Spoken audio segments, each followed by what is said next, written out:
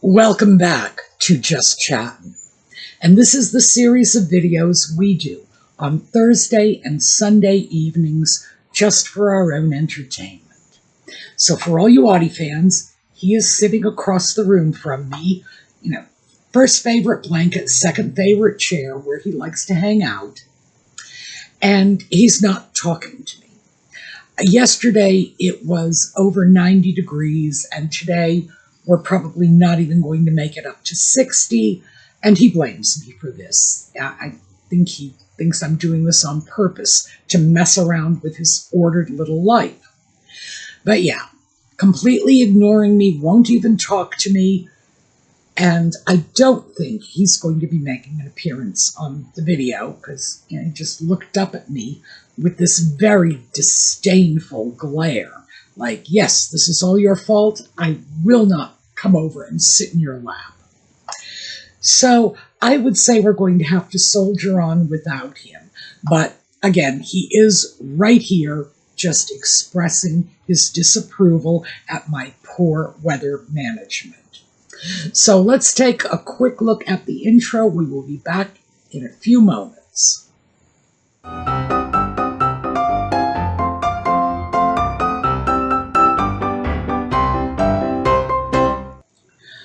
Well, it looks like Brand Sussex is unraveling at the seams. Now, to be fair, they have been on the brink of absolute implosion many times in the past, but they have always managed to pull something out of their back pockets to salvage the shreds of their brand, reinvent, and buy themselves a little more time. But this time, I think they've come to the end of the road. I don't think there's anything left for them to pull out. No rabbits coming out of the hat at the 11th hour to save them. So let's start with the sock puppet. Because Harry's brand has been based on basically four things. One, his position as a member of the British royal family. And obviously Harry knows that people are no longer seeing him in that context. Hence that interview in Ukraine where a reporter asked him, oh, by the way, I believe the reporter was fed this question. I believe Harry was expecting the question and had the answer prepared for the question. So I think the reporter was under instruction. I'm not the only one who thinks that, by the way. And he was asked to respond to the fact that people are saying he's not a working royal. And he said, no, I was born a royal, I am working, and basically did not state, but implied that he was a working royal. But here's the thing. Being a royal who works is like Peter Phillips, for example. This is a man with a job. He was the late Queen's grandson. In fact, I believe he was the eldest of the late Queen's grandchildren, the very first grandchild. His mother is Princess Anne. No one could deny that he is a royal in that sense, and he has a job. He's out in the real world. He's working. He's earning money. But he's not a working royal with a capital W and capital R. That's a very different thing. And this is something that Harry wants to, he wants to change the definition of working royal so that it fits him and what he's doing and not what the actual definition in any practical way is. Two, as a veteran, and gosh, that one is under attack via Invictus, but we'll get into that in a moment. But because this is another one that he is seeing threatened. Apparently, Archewell Productions is going to be producing a movie, documentary, something along those lines, about the war in Afghanistan. And Harry needs that because being a veteran is part of his identity. The other piece of his identity is philanthropy. And we're going to get into that next up. But I did want to throw the fourth one out there because this is a key part of his identity, and that is Diana's son. And we know he uses that every chance he gets. But in general, the identities are just falling by the wayside. So, as I said, we will get into Harry's veteran identity via Invictus, but because that is also part of his philanthropy identity, let's take a look at this one first. That, I think, is in the midst of crumbling now. So, one of the major charities he was involved with was Steube. And, of course, he's credited with founding it. And as we all know, Harry doesn't actually create these charities. Harry would get an idea. He was a member of the royal family. And other people who were on staff to do this sort of thing for the royal family would have created the charity for him. But when Harry says, I created a charity, no, he did not create a charity. He had someone do it for him, period. And I do think that's an important point to throw out there, because that goes back to the period when he was a working royal and he had all of that support around him.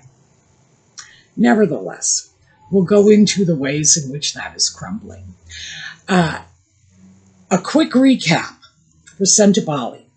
Harry and Prince Siso of Lesotho allegedly founded this charity together in honor of their late mothers. Remember the Diana identity, because we got to get that Diana card in there somewhere. And it was intended to provide services to African children with AIDS, HIV children. That was the point of this charity. Now, Harry was initially involved, and he would show up. He would go to Africa. He would interact with the children. We know this. We have the photos. But he had not done that in many years. It had been apparently 5 years, according to the best reckoning I can find, since Harry had actually been to this area, to Lesotho in Africa, and actually interacted with either the children or the people involved in running the charity. 5 years. So he had absented himself from the charity for a long time going in. The chairperson of the charity, Dr. Sophie Chanduka, had alleged that there was a lot of mismanagement, and she asked for an investigation. And this was following a bit of a falling out she had with Harry when she refused to issue a statement exonerating Nutmeg of bad behavior when Nutmeg had, in fact, behaved badly. In effect, hijacked a Steube charity polo match. And, well, let's walk away from that, because I don't think that is the important part of this. The charity investigation showed that there were problems all over this charity. But what the real underlying cause of Dr. Sophie's concerns was the fact that Harry, as the patron, the founder of Steube, was using the charity to enhance his own brand without giving very much back to the charity. 5 years absence, remember? And Harry, as a working royal, was able to bring a lot of funding into the charity just by his mere presence, that royal stamp. But that was going away because he was no longer a working royal, and he was not willing to stand behind the charity by doing fundraising for them. His idea of fundraising was, let's have a high-profile polo match, which was costly, very costly, and was not bringing in the kind of revenue that a charity like Steube needs to exist. They need corporate sponsors, they need grassroots giving. They don't need polo matches. So eventually, of course, as we all know, the situation exploded. Harry walked away, undoubtedly believing, and this is my opinion, undoubtedly believing that when he walked away, the charity would be forced to get rid of Dr. Sophie, a thorn in his side, because she was complaining about him, and crawl back and say, oh, Harry, we need you back. Didn't work out that way. In losing Steube, and we also have to remember another one of his African charities, which he has not had contact with in many years, is African Parks, and they are under fire because of abuses to indigenous populations by members of the African Parks staff. The alleged abuses are pretty severe, and Harry has done nothing but hidden his head under a bush somewhere, and so he's lost his standing as an African-based philanthropist, and that was at one time the focus of much of his philanthropy. That's gone. And then once we had Steube go, in something that I'm sure was pure coincidence, a YouTuber, Rachel the Curious Pilot, I believe that's the name of her channel. I'm just going to call her Pilot Rachel. Pilot Rachel began investigating the finances of Invictus. And I credit her with this because I think the timing is pretty clear. She started making videos saying, where is the money? And she started showing documents, showing clearly that Invictus expenditures, at least in terms of the Vancouver Games, were being heavily redacted. That getting information on where this charity was spending its money was very, very hard to do. What Pilot Rachel did conclude was this charity was spending an enormous amount of money with very, very little concrete benefit to show from it. And she just started asking some simple questions. How do you spend this kind of money? On what is it being spent on? These are the legitimate hotel expenses. These are legitimate travel expenses. Where are the rest of these millions? As soon as she did that, other people started picking up on it. And a few weeks later, the Australian government has pulled out their support of Invictus Australia. Now, it was only about $3 million a year over a period of 3 years, still gone. Boeing, a major supporter of the Invictus Games, pulled out, bang, Boeing is gone. And support for Invictus is just crumbling. And Invictus actually needs this kind of financial resources, mostly because their expenses are insane, absolutely insane. particularly when you compare them to the Warrior Games in the US, which they were based on, with a fraction of that spending. And people are looking at this and asking how much of the money is really going to the games, how much is benefiting the athletes, and how much of the money is instead going to benefit Brand Sussex. How much of this is going for private jets, for Harry and Nutmeg? How much of it is going to Nutmeg's designer wardrobe? How much of this is being spent in ways that really have nothing to do with the athletes? So that is still unfolding in front of us. But it's starting to look pretty bad. And that is where Harry's identity with the military and philanthropy come together.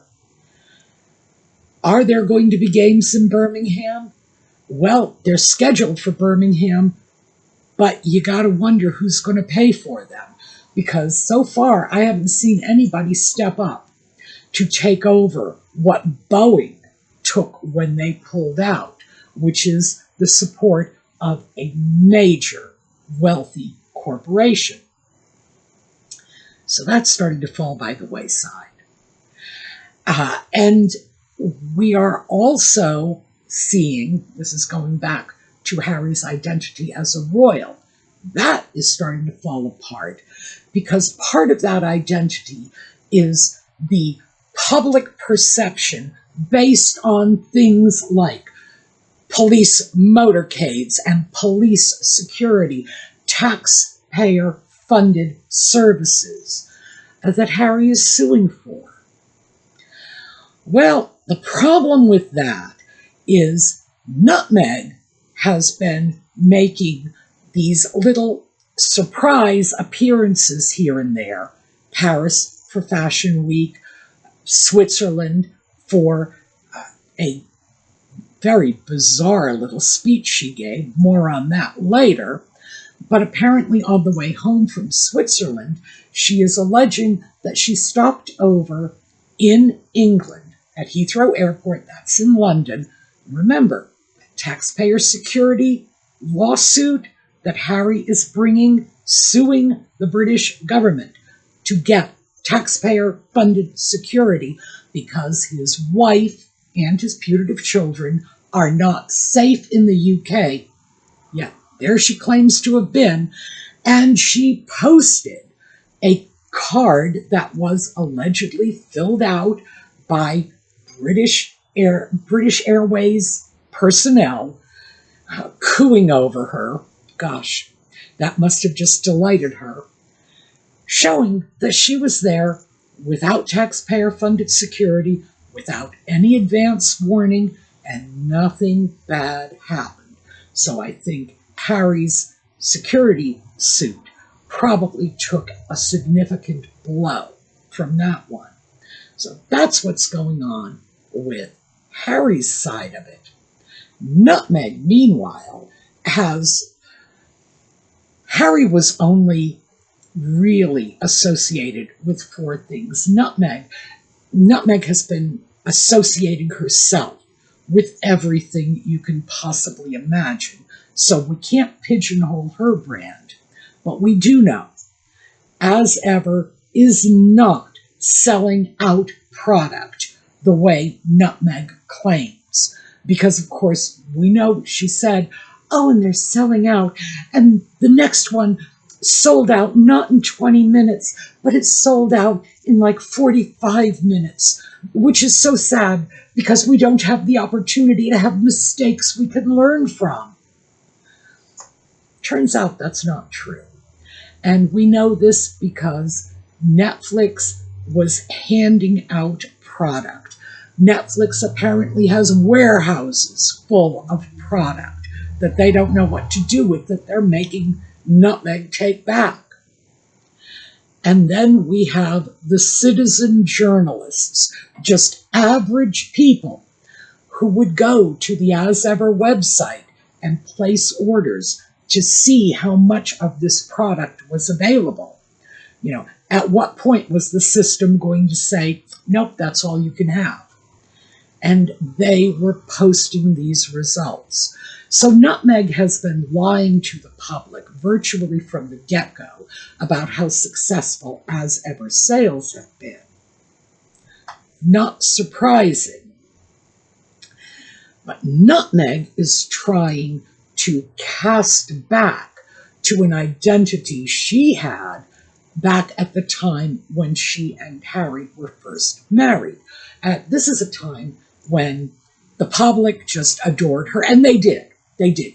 To be fair, that wedding, which Nutmeg later characterized as a spectacle, looked down her nose at it, wasn't even her real wedding. No, they were married 3 days earlier by the Archbishop of Canterbury in the backyard, which, of course, the Archbishop had to come out and deny publicly. That poor man. Nutmeg wants to hearken back to that time because after the debacle in Switzerland, where she gave a speech about social media harms at a bus stop with virtually no one present, I mean, you would find more people showing up if you were handing out coupons for Papa John's or something on a street corner. You'd draw a bigger crowd. Now, that was awful. And we have the evidence. Nutmeg then decides that what she needs to do in order to salvage her brand, because let's face it, she's pulled it back from the brink before, is to cast back to this period of time when people did like her. Now, I would put forth that they liked her because they didn't know her.